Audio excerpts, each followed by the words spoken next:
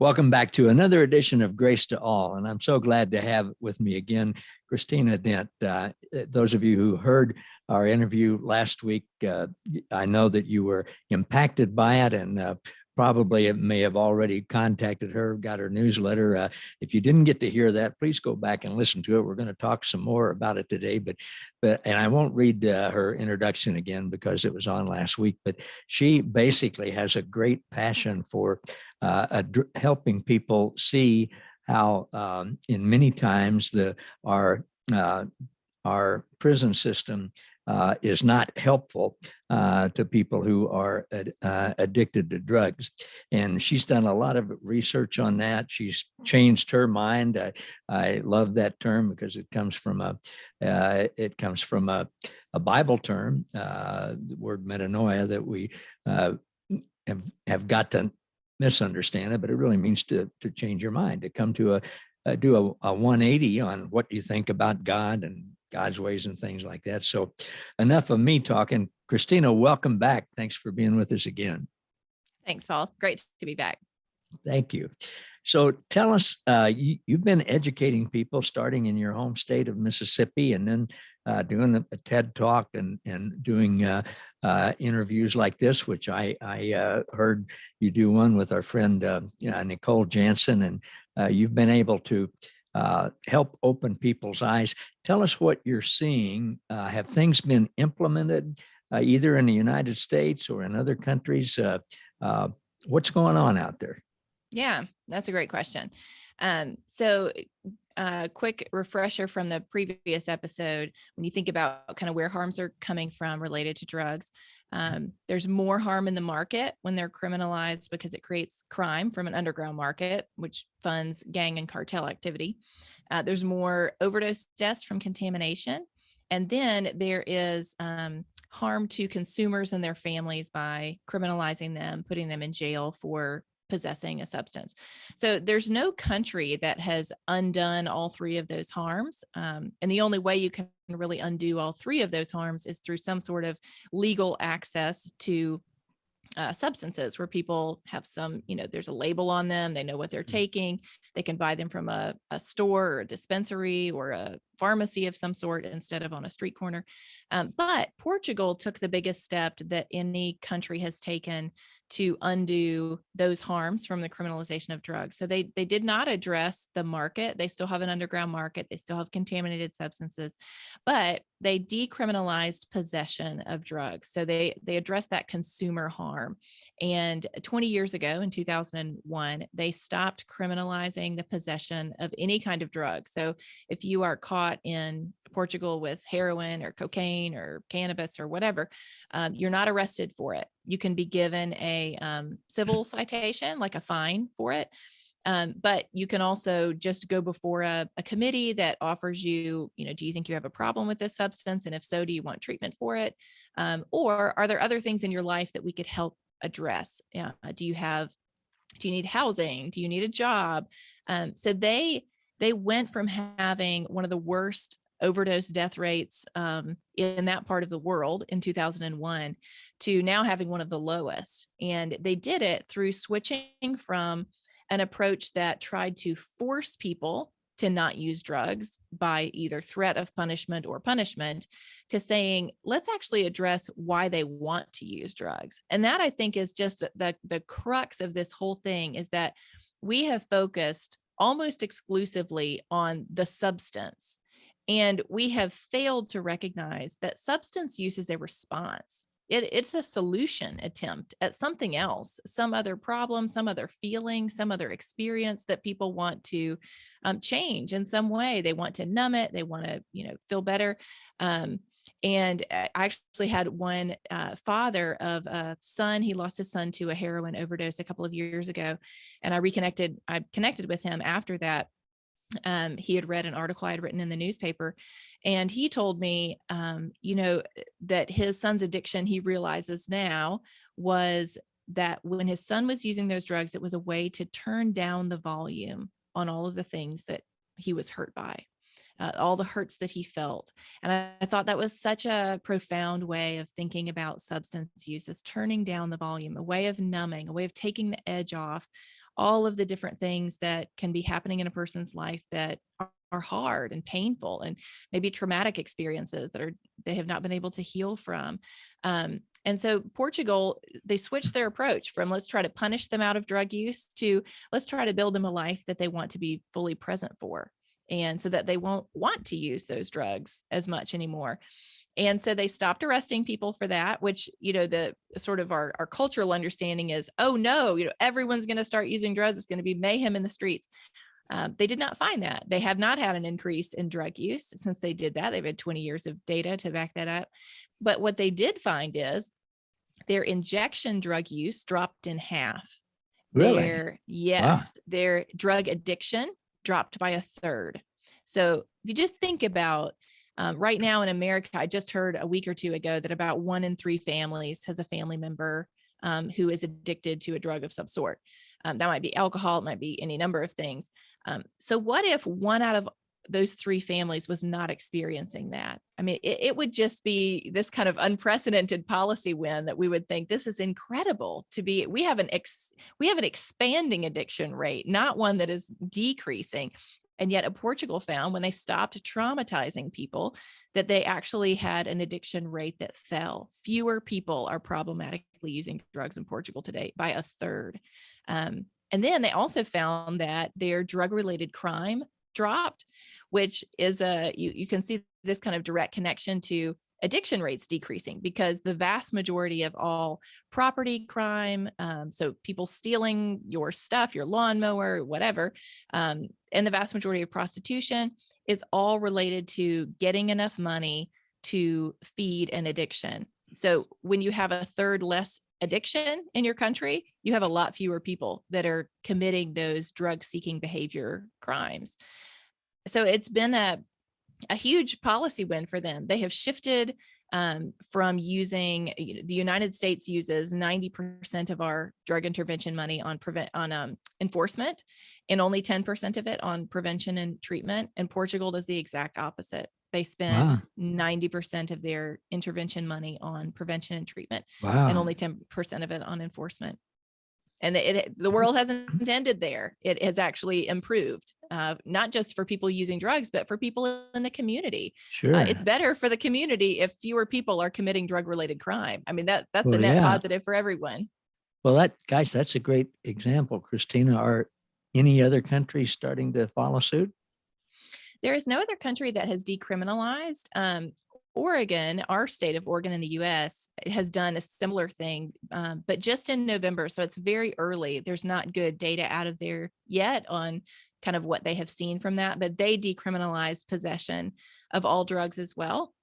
And then they also switched to using some of their taxpayer money from, because they have legal adult use cannabis in Oregon.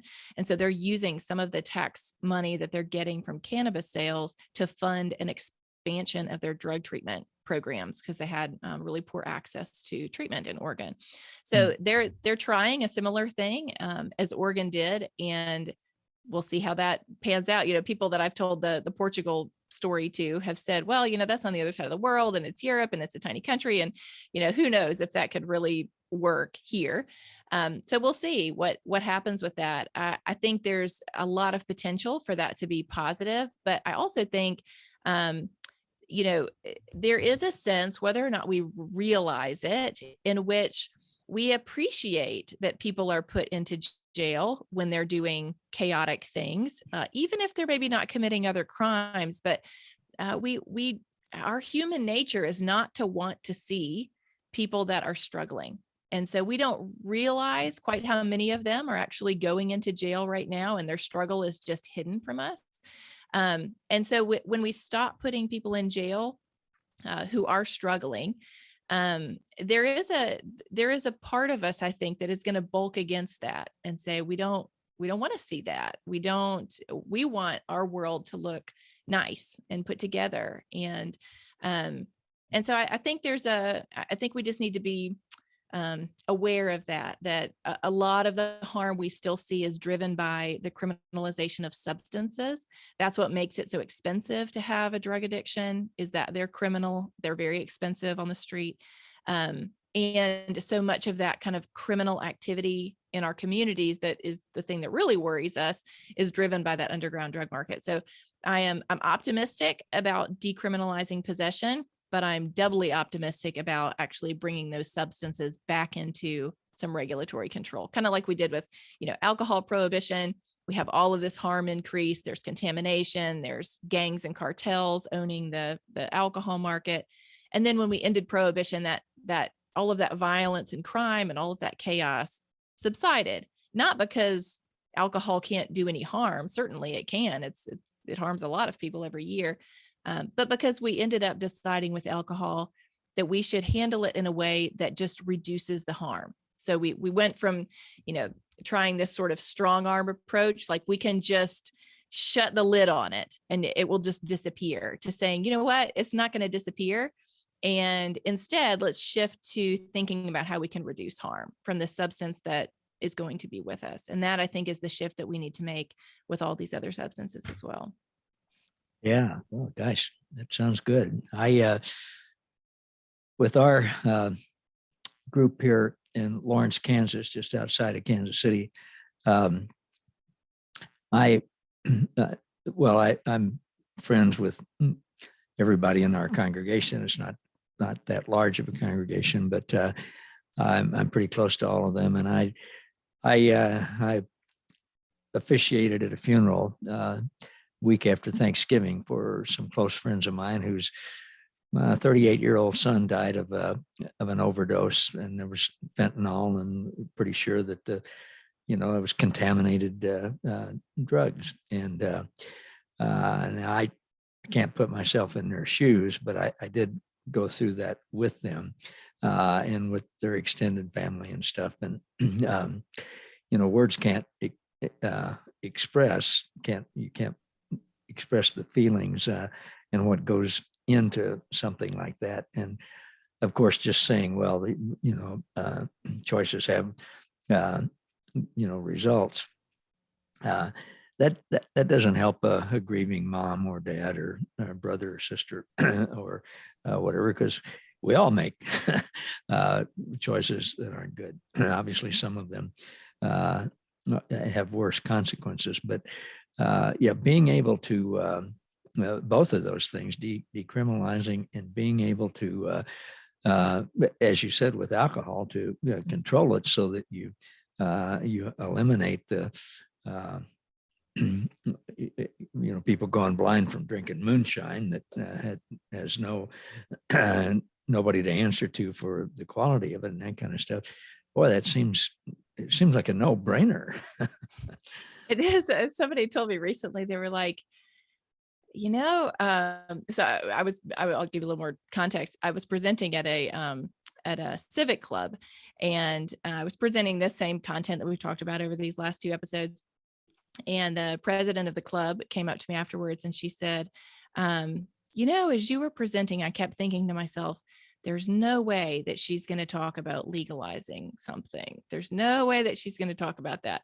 She said, and then by the end, you kind of got around to talking about that, and kind of that's where I end up. And she said, it does kind of make good sense.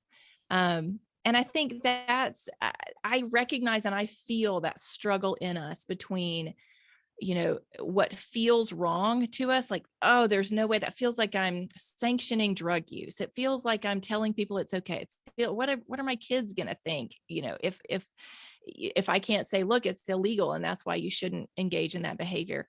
And yet, you mentioned fentanyl. I'll tell you a quick story about this. It's a good illustration of the difference between contamination and non-contamination. So my youngest son, when he was 4, he's 7 now. So when he was 4, we were at the baseball field and we're walking out of the bathroom. His finger got caught in the door, and we ended up having to go to the emergency room because he needed stitches to attach the part that got cut. And so we're in the emergency room. This nurse comes in and she's got this syringe, and she says, hey, I'm just going to give him some fentanyl, and that's going to help him with the pain so that we can go ahead and do these stitches. So she gives him some fentanyl, then she leaves for a while. They're still waiting on the resident to come. She comes back and she says, hey, I've got some more fentanyl for him. I'm going to give him some more while we're waiting, just to help with the pain so that we can get these stitches done. So you look at that and you say, now, how could she give pure fentanyl to a 4-year-old twice and no adverse effects, actually positive effects? It helped him in a really painful and traumatic situation. And yet, like you said, this 38-year-old adult died from an overdose related to fentanyl, which is very common now for people who are dying of overdoses. It's not the fentanyl per se that's killing people. It is how they are getting it. They're getting it in a baggie of something that they don't know what it is. They can't, there's no quality control. They don't know how much fentanyl's in it. They can't dose it appropriately, like you might take, a prescription where you know what it is and your doctor has said, hey, for your height and weight and, health and whatnot, you need to take exactly this amount to get, the medical benefits of this. And so I just thought, that was that happened in the beginning of this, I kind of changed my mind and was beginning to invite other people into this conversation. And it was so shocking to sit in that emergency room and think, well, people are dying from this like all the time. How is this possible? And it really brought home that we're dealing with a situation of contamination.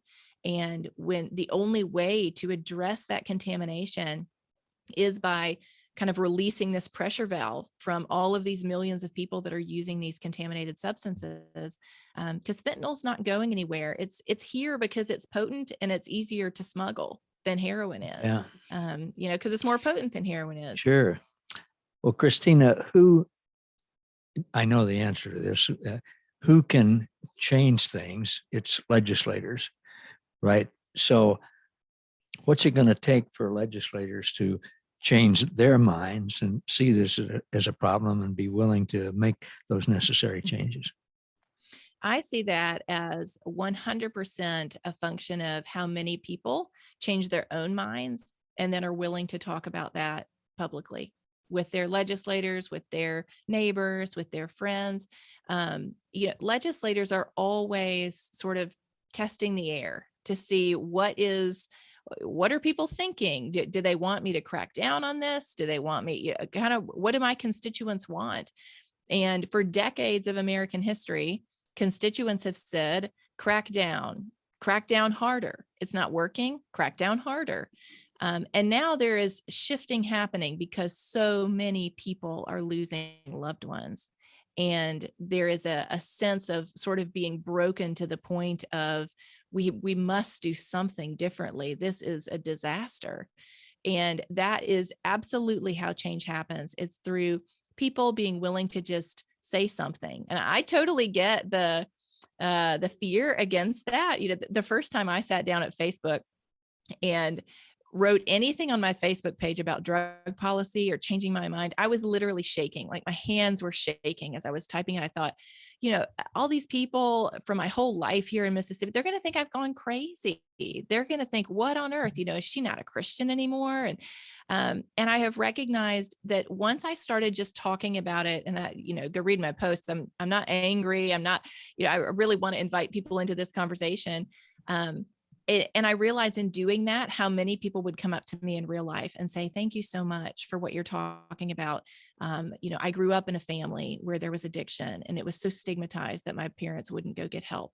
Or thank you, my son is struggling with an addiction and we've been walking with him for 15 years through this. And it's just it's so nice to have somebody talk about it and talk about it with compassion instead of, these junkies that, they made their choice, they made their bed, let them lie in it. When it's your own family member, you can see the complexity and you can see this is your loved one who is just struggling with something. And yet when it's other people's loved ones, we tend to have a little harder time having compassion, but changed minds lead to changed laws. Well, exactly. And it also occurs to me now,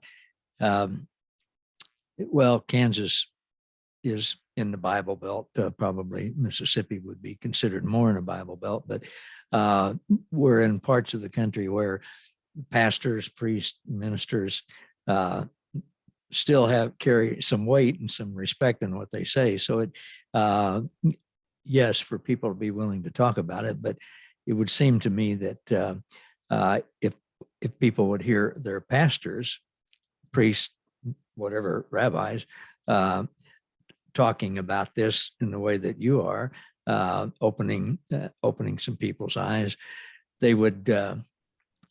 I would think there would be maybe a more openness. Now, at the same time, I would guess that there are a lot of pastors who just aren't going to go there because they think they'll lose people. So, yeah, I think that's it's tricky because there's a part of me that says, I don't want pastors preaching that people should vote against these kinds of changes. And so I don't know that I want them saying people should vote for these changes. And yet there is a very real legacy that many Christians have had from hearing in their faith communities that, even something like medical cannabis is, it's wrong. And so to the degree that we have said that in those communities, that we've already kind of brought that into there, people are looking to their faith leaders to at least give them permission to learn and give them permission to maybe have the freedom of conscience to vote their conscience on this, rather than saying you're not a good Christian if you support, cannabis legalization or something like that. Instead saying this is a complex issue and some of you will be led by your conscience to support it, not because you want people using cannabis, but just because your conscience does not allow you to support the criminalization of it and putting people in jail for it, and increasing the amount of money going to gangs and cartels and all the violence that they're doing. That for me was really helpful to recognize I'm not changing my values. I'm changing my mind about the best way to implement those values, about the policies that are most consistent with those values. Yeah, that's very important. And I to my regret, I was one of those who preached against, legalization and not having any idea of the things that you talked about. So you're doing great work in educating us, and I'm hopeful that a whole lot more people will jump on the bandwagon, as I know you are too. So tell us again, Christina, I appreciate so much you being on. I appreciate what you're doing. Tell us again as we get ready to close how people can find out more about this issue and how they can contact you. Yep, they can go to enditforgood.com. We got lots of resources there. And also across social media, I'm at Christina B. Dent, and End It for Good is at End It for Good MS. And you can always email me, Christina@enditforgood.com. And I just encourage people to consider not so much this big idea, but think about an individual person, a real person, I was in a courtroom one day, and this man was brought in shackles, and he had been sitting in jail for 3 months, just waiting on sentencing. He hadn't been actually convicted of anything. And he was there on a first-time heroin possession charge, never had any trouble with the law. There was no paraphernalia, no selling of anything. It was just a heroin possession charge. And it was so interesting, just me thinking about, he's like probably 20 years old. I wonder what his life is like outside of this. I wonder what kind of impact being gone from his life for 3 months has had. And he had a really unique name. And so I went and looked him up on social media when I got home, and I found him immediately. And there, I can scroll through his Facebook profile, and I saw he's married. He has a toddler-age daughter. He was working. And you just think, what kind of nuclear option have we dropped on that family that suddenly maybe his wife was a stay-at-home mom, and suddenly the breadwinner in that family is gone from employment, gone from providing. Certainly I don't think his choice to use heroin was a healthy choice, but our response to that has just put this family into an absolute crisis situation. He's gone from his daughter's life for months. So his choice to use heroin is his choice, but the reason he's sitting in jail is our choice. That's what we have chosen to do. And we bear that responsibility for that. And that's what I hope that we can reconsider. Is there a different response other than putting him in jail that would give that family a much better opportunity to stay together and thrive than just putting him in jail and having that nuclear option tearing them apart. Yeah. So join this conversation. Come find us wherever we are and wherever you're on social media, and let's continue it and continue to journey together towards saving lives and helping more people thrive. Christina, it would certainly seem like God has put you here for just a time as this. And I'm really touched by your heart and what you're doing. And I know that I know you'll have good results. It may be a while, but counting on that. So thank you for doing what you're doing. Thanks, Paul. I really appreciate the conversation and just your honesty and having the conversation. I just think has been so refreshing and great for me. Well, thank you. Stay on the line. We'll visit for a minute after we close. And I want to say now, thank you to everybody who's watched this episode of Grace to All with Paul Gray, a little different than what we usually talk about. And I hope like me, you'll consider changing your mind and at least exploring some more about what Christina is talking about, and then making up your mind, having more information now than what you did before. So thanks, everybody. Love you all. See you all next time on Grace to All with Paul Gray.